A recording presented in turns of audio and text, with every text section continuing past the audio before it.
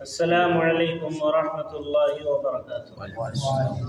الحمدللہ رب العالمین والصلاة والسلام علی رسولہ الکریم وبعد۔ آج کے درس میں انشاءاللہ نماز میں جو سنتیں باقی رہ گئی ہیں انہی کا تذکرہ ہوگا، بیان ہوگا۔ نماز کی حالت میں جب آپ پہلا سجدہ مکمل کر لیں گے تب اٹھ کر بیٹھیں گے اور دونوں سجدوں کے درمیان کا وہ قعدہ کریں گے، جلسہ کریں گے۔ جلسہ مانے ہوتا ہے بیٹھنا۔ اس بیٹھنے میں اللہ کے نبی صلی اللہ علیہ وسلم کی کچھ سنت رہی ہے۔ اس کا ایک طریقہ تو یہ ہے کہ آپ داہنے پیر کو کھڑا کر دیں اور بائیں پیر کو بچھا کر اسی پر بیٹھ جائیں، جیسا کہ سب لوگ کرتے ہیں۔ دوسرا طریقہ اور ایک سنت طریقہ ہے، اگر آپ چاہیں تو ایسا بھی کر سکتے ہیں، وہ یہ کہ دونوں پیر کو کھڑا رکھیں اور ایڑیوں پر بیٹھ جائیں۔ یہ دونوں طریقہ اللہ کے نبی صلی اللہ علیہ وسلم سے ثابت ہے۔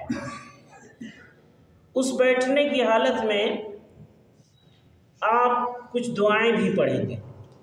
ان میں سے دو دعائیں جو کتابوں میں مذکور ہیں، سب سے چھوٹی ایک دعا رب اغفر لی رب اغفر لی، اور ایک اور دعا ہے جو ثابت ہے اللہم اغفر لی وارحمنی واہدنی وعافنی ورزقنی۔ اس دعا کے ایک دو الفاظ کچھ الگ الگ روایات میں کمی زیادتی ہے، آگے پیچھے ہے، جس کو جیسا یاد ہو صحیح احادیث کے دروس کتابوں میں دیکھ کر وہ آپ پڑھ سکتے ہیں۔ بہت سارے لوگ بدقسمت ہیں جو یہ جانتے ہی نہیں کہ اس قعدے میں بھی، اس بیٹھنے میں بھی کچھ پڑھا جاتا ہے، اور وہ سجدے سے اللہ اکبر اللہ اکبر، جیسے اٹھتے ہیں فوراً ہی اللہ اکبر بول کر اور سجدے میں چلے جاتے ہیں۔ یقیناً یہ سنت کے خلاف طریقہ ہے۔ اللہ کے نبی صلی اللہ علیہ وسلم کے عمل کو روایت کرتے ہوئے بعض احادیث میں یہ موجود ہے کہ آپ کا سجدہ اور سجدوں کے درمیان بیٹھنا یہ دونوں تقریباً برابر ہوتے تھے۔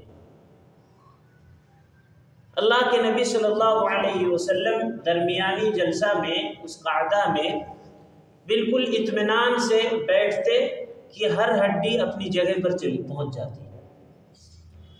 جب آپ اس دعا کو پڑھ لیں درمیانی جلسے کی، تب آپ دوسرا سجدہ کریں، اور دوسرا سجدہ بھی ہو اسی طریقے پر ہے جس طریقے پر پہلا سجدہ ہے۔ اس کے بعد آپ کھڑے ہوں گے۔ کھڑے ہوتے وقت بھی اللہ کے نبی صلی اللہ علیہ وسلم کی ایک سنت ہے جسے اکثر لوگ آج سنت مانتے نہیں، اور اسے کہتے ہیں جلسے استراحت۔ استراحت مانے ہوتا ہے آرام طلب کرنا، یہ راحہ سے ہے، یعنی راحت طلب کرنا۔ اس کا نام جلسے استراحت اسی لیے رکھا گیا کہ اللہ کے نبی صلی اللہ علیہ وسلم پہلی رکعت پوری ہو جانے کے بعد جب دوسری کے لیے کھڑے ہوتے، اور اسی طریقے سے تیسری رکعت پوری ہو جانے کے بعد جب چوتھی کے لیے کھڑے ہوتے، تو درمیان میں آپ بیٹھتے تھے، اور اس بیٹھنے میں آپ کوئی دعا نہیں پڑھتے تھے۔ اسی لیے اس کا نام جلسہ استراحت رکھا گیا، کہ یعنی ایسا جلسہ جس میں بالکل آرام کرنا، کچھ بھی نہیں پڑھنا ہے۔ اس کی لوگ تعویلیں کرتے ہیں کہ یہ اللہ کے نبی صلی اللہ علیہ وسلم جب بوڑھے ہو گئے تھے، کمزور ہو گئے تھے، تب آپ یہ کرتے تھے۔ لیکن افسوس ہے کہ بوڑھوں کے لیے بھی یہ سنت لوگ نہیں بدلاتے، اس سنت پر عمل نہ کرنے کا راستہ اپناتے ہیں کہ یہ بڑھاپے میں جب کمزور ہو گئے تھے تب بیٹھتے تھے۔ لیکن افسوس ہے بوڑھوں کے لیے بھی لوگ جو یہ تعویلیں کرتے ہیں، وہ بوڑھوں کے لیے بھی یہ سنت نہیں بتلاتے کہ آپ بوڑھے ہو گئے ہیں، کمزور ہو گئے ہیں، لہٰذا آپ سنت طریقہ ہے کہ آپ بیٹھ جائیں۔ وہ کسی کے لیے اس سنت کو نہیں مانتے۔ یہ سب ہیلے بازیاں ہیں، بہانے بازیاں ہیں سنت کو چھوڑنے کا، چونکہ کسی اور امتی کی بات کو وہ حجت مان لیے ہیں، اس لیے یہ چیز ان کے نزدیک حجت نہیں ہے۔ جب آپ 2 رکعت مکمل کر لیں گے، 2 رکعت کے بعد آپ کو تشہد میں بیٹھنا ہے۔ تشہد میں اگر آپ کا پہلا تشہد ہے تو اس کا کچھ الگ طریقہ ہے، اور اگر آپ کا دوسرا تشہد ہے، سلام پھیرنے والا دوسرا تشہد، تو اس کا کچھ الگ طریقہ ہے۔ دونوں طریقے میں بتلاتا ہوں۔ اس کا طریقہ،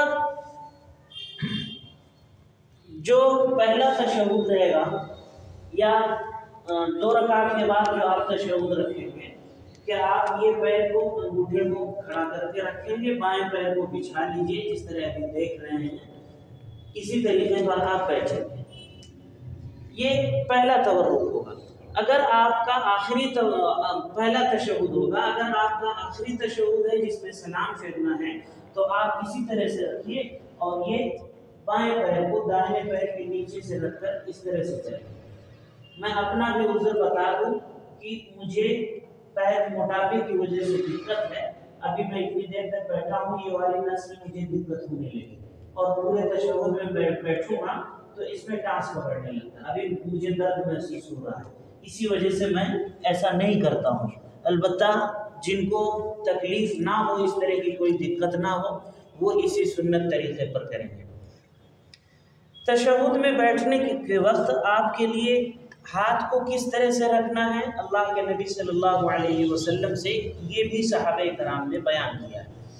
آپ اپنے ہاتھ کو یا دونوں ران پر دونوں ہاتھ رکھیں یا پھر گھٹنے پر رکھیں۔ داہنے ہاتھ کی انگلیوں کی کچھ الگ کیفیت ہوگی، اس میں آپ کو یہ شہادت کی انگلی کو حرکت دینا ہے، اور اس کا 2 طریقہ ہوگا۔ یہ داہنی انگلی، بیچ کی جو انگلی ہے، اس کو انگوٹھے پر اس طرح سے رکھ کر ہلکا بنا لیں، یہ بھی درست ہے جس طرح ابھی دیکھ رہے ہیں، یا پھر آپ ان تینوں انگلیوں کو موڑ لیں اور انگوٹھے کو اس کے اوپر رکھ لیں۔ اس طرح سے بھی احادیث میں، روایات میں بات موجود ہے۔ اور یہ شہادت کی انگلی اسے کہتے ہیں، اسی کو سبابہ بھی کہتے ہیں، چونکہ شہادت کے وقت یہی انگلی سے اشارہ کیا جاتا ہے، اور جب لوگ گالیاں دیتے ہیں تو اس وقت بھی اسی انگلی سے اشارہ کیا جاتا ہے، اسی لیے اس کو سبابہ بھی کہا جاتا ہے، یعنی گالی دینے والی انگلی۔ تو یہ شہادت کی انگلی کو آپ حرکت دیں گے۔ حرکت دینے میں بھی لوگ اختلاف میں، بعض لوگ یہ سمجھتے ہیں کہ جب اشہد اللہ الہ الا اللہ، لا الہ الا اللہ جب پڑھیں گے، جس کا معنی ہوتا ہے کہ اللہ تعالی حقیقت میں صرف ایک ہی ہے، باقی سب جھوٹے ہیں، تو وہ بتانے کے لیے ہم یہ انگلی اٹھائیں گے، یعنی انگلی سے بھی اشارہ کریں گے بتانے کے لیے کہ ایک ہے، پھر اس کو گرا دیں گے۔ یہ لوگوں کی اپنی ذہن کی بات ہے، ورنہ روایات میں، احادیث میں جو موجود ہے، یدعو بہا ویحرکھا، اللہ کے نبی صلی اللہ علیہ وسلم اس کے ذریعے سے دعا کرتے اور اس کو حرکت دیتے تھے۔ تو جب تک آپ تشہد میں بیٹھے رہیں، دعائیں پڑھتے رہیں، اس شہادت کی انگلی کو حرکت دیتے رہیں، یہی سنت طریقہ ہے۔ اسی طرح سے بعض لوگ وضو کی دعا میں بھی یہی طریقہ اپناتے ہیں اور یہی عقلی دلیل دیتے ہیں کہ اشہد اللہ الہ الا اللہ جب پڑھیں گے تب انگلی اٹھائیں گے اور اس کے بعد پھر گرا دیں گے۔ وہ بھی بس عقلی دلیل ہے، احادیث میں یہ سب سنت طریقے موجود نہیں ہیں۔ تو اس میں سنت طریقہ یہ ہے کہ آپ جب تک تشہد میں بیٹھے رہیں، دعائیں پڑھتے رہیں، تب تک آپ اس انگلی کو حرکت دیتے رہیں، یہی طریقہ میرے علم کی حد تک بہتر ہے، جو سنت سے ثابت ہے۔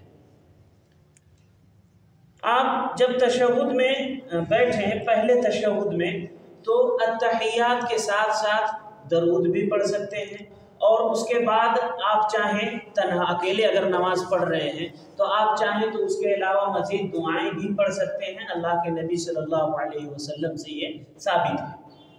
البتہ اگر آپ امام کے پیچھے جماعت میں پڑھ رہے ہیں تو آپ امام کی تابع ہیں۔ میری عادت تھی ہمیشہ التحیات کے ساتھ ساتھ درود پڑھنے کی، شاید اس وجہ سے میرا تشہد لمبا ہوتا تھا، پہلے آپ لوگوں کو محسوس کیا ہوگا۔ وہ اس دن جس دن کچھ بات چیت ہوئی تھی، اس کے بعد سے میں صرف التحیات پڑھتا ہوں، پھر بھی عادت کے مطابق کبھی کبھی درود بھولے سے پڑھ دیتا ہوں تو اس وقت لمبا ہو جاتا ہے۔ تو آپ لوگوں سے اس معاملے میں معافی چاہتا ہوں، بھول جاؤں کبھی تو وہ آپ اتحیات کے ساتھ ساتھ درود شریف بھی پڑھ سکتے ہیں۔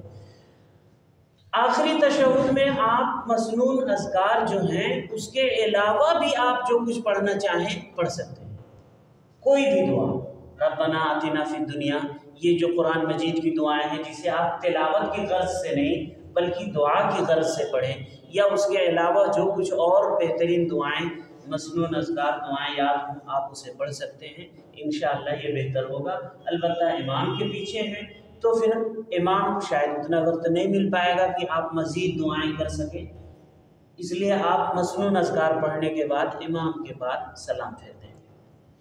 سلام پھیرتے وقت دونوں طرف چہرہ گھمانا یہ سنت طریقہ ہے جو آپ لوگ سب کے سب کرتے ہیں۔ الحمدللہ یہ نماز کا طریقہ مکمل ہوا۔